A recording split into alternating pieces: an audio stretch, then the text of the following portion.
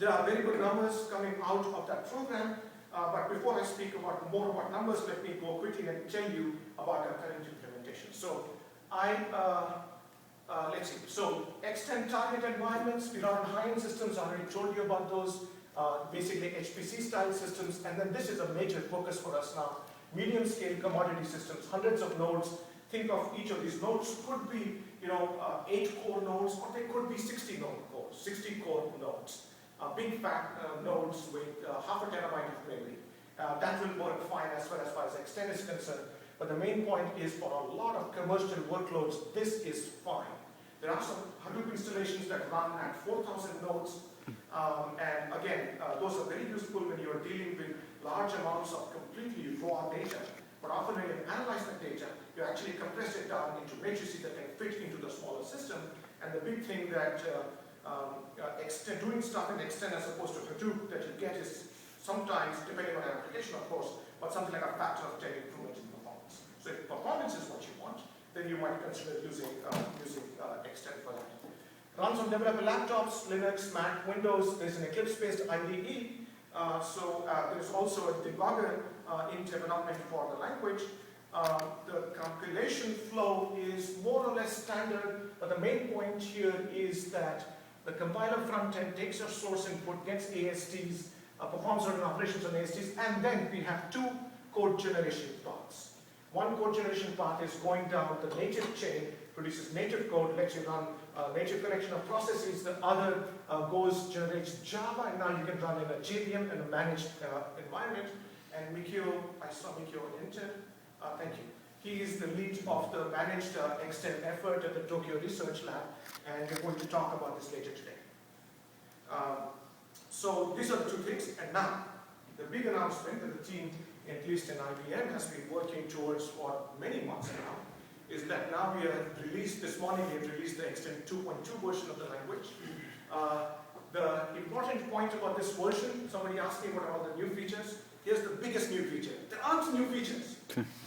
We have really focused hard on getting rid of a number of defects in the language, getting it to a stage where people can start writing code against the language and running this code, and getting to a stage where this release we are promising is a backwards compatible release. That means you write code against it, your code will continue to run as we evolve the language. It forced the decision to make this release be backwards compatible, forced a lot of hard decisions to be made. And in reality, this is the hard part of our language design. It sounds very cool from the outside, tremendous amount of very detailed, very hard work to pin down all of these things and figure out the principles on the basis of which you're making literally thousands of decisions around the interaction of these components. So C++-based system, JVM system, it's not really a product quality system, but I will give you numbers shortly. We have fixed about 462 defects for 2.2. Overall, there are about 330 still open. And there's still work to be done to get to a place where really you can say, I don't have any major defects left in the system. But 2,400 have been closed. This reflects the history of the project over several years. So a fair bit of work has been done, but there's still work to do.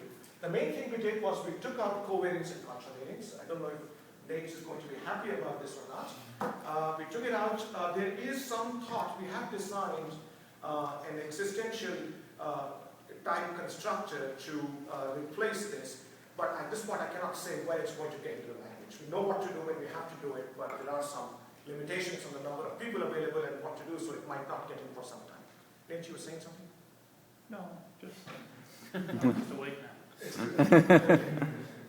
There used to be an operator in that's gone. X10 has user-defined operators. So saying that something is an operator means that that user can go and redefine the semantics of that guy. So unfortunately, you can't do that for in is used in a particular way for loops. So that has been taken away. Minor things, method functions have been taken away. Some might like this. Used to be that m.n meant that you had a one-dimensional region, but now we've created a new thing called an int range. So you can actually just say something like this to mean that this is an int variable that ranges over n.n. Over n through n. I mentioned global rank briefly. And some keywords are gone. We've worked hard to get rid of a lot of keywords in the language. There are no soft keywords anymore. So all the keywords are hard keywords, and we have tried to reduce this number of hard keywords. There are limitations in the release or that you'll find on the web page. You'll find a list of all these limitations, list of release notes, which essentially capture the information that I talked about here. We still don't have non-static type definitions. You have to work around it. Those are useful. You have to work around it at this point. Non-final generic methods turned out to be really complicated to implement in a C++ package, so we have not done that yet.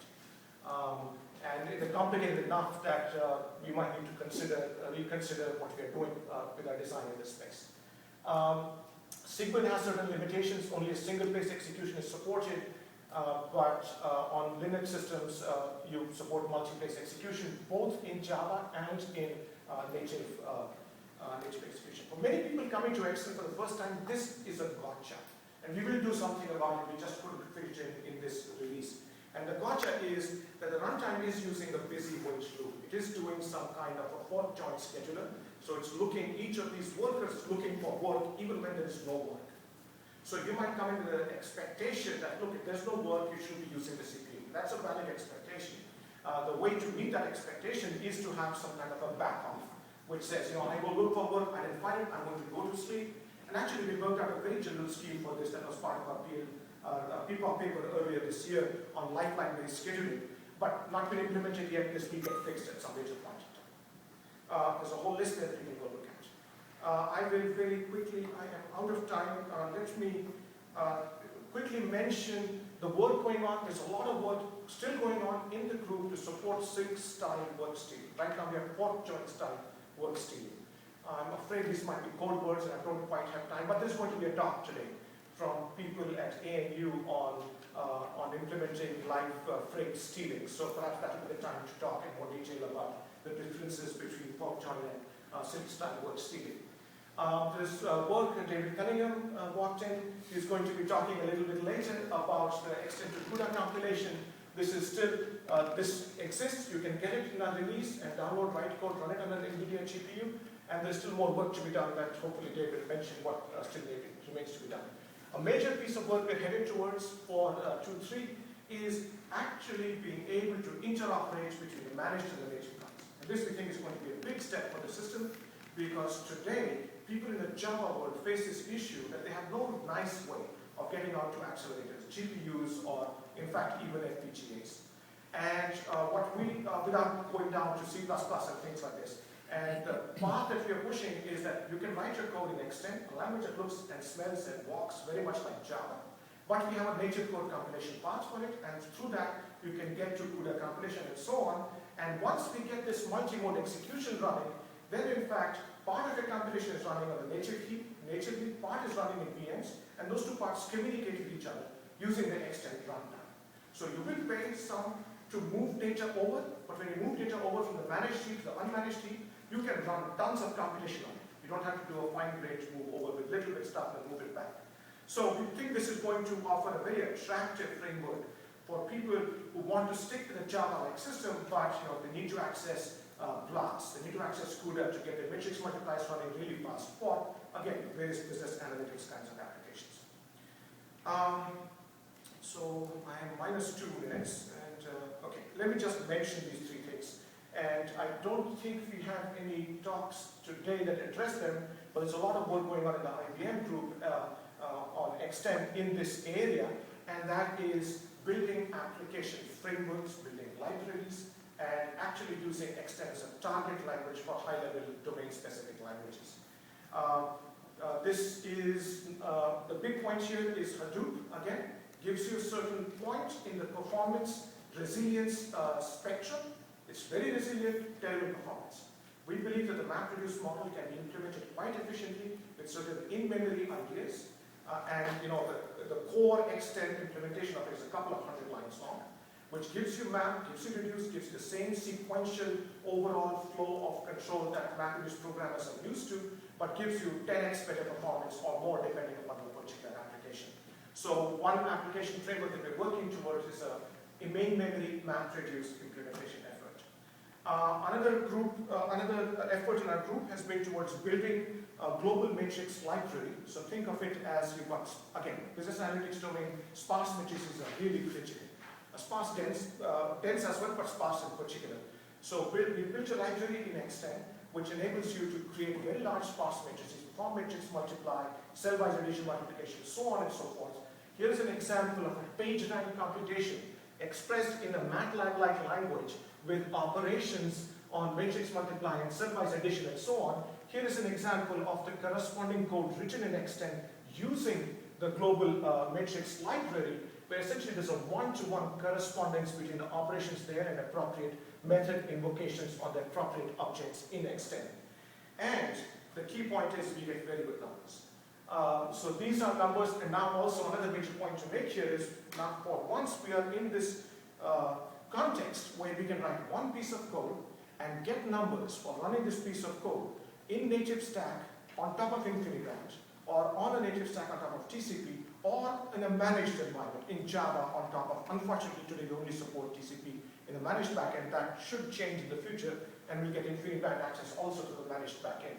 So what you are seeing here, and I will make these slides available, are numbers that show you that in fact, for this computation, the Java numbers are very high compared to the numbers obtained by compiling the same X10 code into C++ and using InfiniBand communication.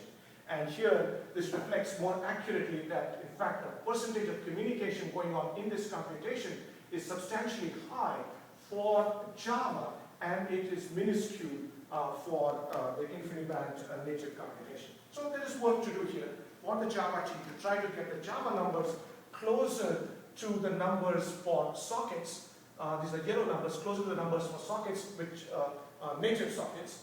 And so there's work to do. The main point is these numbers are instead of 5 seconds, when you go use Hadoop for something like this, same corresponding benchmark points, you get something like 250 seconds. So there's a big gap in the performance for the same kinds of computation. More of the same story, much more complicated algorithm called Gaussian non-negative matrix multiply, a key algorithm for analytics kernels. Same story, we have numbers now that go for a single X10 program on different implementations, and that show dramatically different improved performance. These graphs show about 10x better performance than the Hadoop code. We have a version that shows over 20x better performance. And again, you're writing in a high-level language and you can get still really good numbers. More stuff on analyzing the differences. The DSL work, yes, this is what we have spoken about very briefly. We are starting with DML. DML is a language developed at the Almaden Research Center. Roughly speaking, it's a MATLAB or an R fragment. And from that, we're compiling that into X10 using the global matrix library that I showed you. So that's the main runtime. And the goal is, there are tons of people who don't want to program in imperative languages, for who DML, MATLAB is adequate, and we want to be able to support them by simply reusing all the work done in this system. So this hopefully is a whirlwind tour that shows you some idea, gives you some idea of what at least the IBM group has been doing with the language, what kinds of applications they're building, what sort of features are available. And I think through the rest of the day, we have a whole series of talks that should go into this in more detail. I have not have time, so let me not take questions. But yeah, I'm here all day. The other X10 members can do that actually. You met Mike Hind, you met Mikio, you met Dave, and I think that's it. Nate is an emeritus member of the X10 group. He did actually the first major implementation, moving away from 1.5 to 1.7 and introducing all of the syntax. So he's another member. Keith Chapman is interning with us now. He's in Purdue, he's interning with us. And I think that's about it. And Gustav, sorry, how could I forget, is another emeritus member of the X10 team. He was working on it way before anyone else in this room, except for Vivek and I were working on it. So in 2004, actually. And he's now going to give a talk on, in fact, next time, on teaching a course using X10.